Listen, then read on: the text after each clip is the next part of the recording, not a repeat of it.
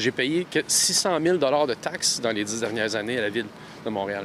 Et même durant la pandémie, ils récoltaient quand même les taxes de la Ville. Encore une fois, ils continuent à récolter les taxes de la Ville. Ça n'arrête jamais. C'est correct, mais on peut-tu avoir un break? On peut-tu essayer de survivre? Parce que là, on est à genoux. Le restaurant La Brigade Pizzeria Napolitaine au centre-ville de Montréal a connu une baisse importante de son achalandage dans les dernières années. Mais nos chiffres d'affaires ont baissé de 50 un petit peu plus même. Là, on arrive dans les mois de janvier, février, donc c'est encore plus difficile. Et comme vous voyez, là, il n'y a pas de stationnement sur la rue. Ils ont enlevé tous les stationnements, on ne sait même pas pourquoi. Rien pour aider, il y a une nouvelle phase de travaux qui est commencée depuis le début de l'année au centre-ville. On est sur la rue Stanley, tout près du restaurant.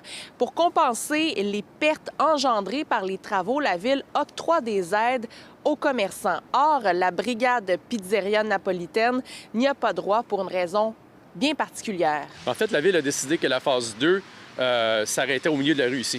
Donc, les commerçants de ce côté-là de la rue ont droit à l'aide financière de la Ville pour la phase 2. Et nous, de ce côté-ci, on n'a pas le droit à l'aide financière de la Ville. Et puis, la phase 2, c'est depuis 2023 que ça a débuté au coin McGill. Donc, on a eu des impacts directs automatiquement.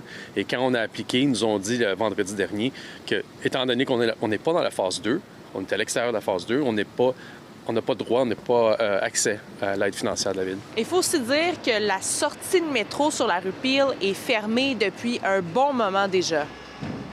J'essaie d'éviter le centre-ville le plus possible, mais malheureusement, je travaille au centre-ville. C'est sûr, c'est pas évident pour les commerçants. Je pense que la Ville essaie de faire des efforts quand même pour garder les accès ouverts.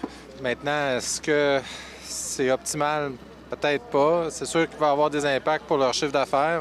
C'est le prix à payer à quelque part pour mettre notre ville en bon état. Le conseiller de la Ville dans Ville-Marie, Leslie Roberts, indique qu'il s'agit d'une bévue de l'ancienne administration et il assure que la frontière qui encadre les aides financières sera modifiée. Ça n'a pas de bon sens que quelqu'un a coupé Stanley en deux. Les commerçants de l'autre côté sont affectés également. Alors, pourquoi ils ont coupé ça?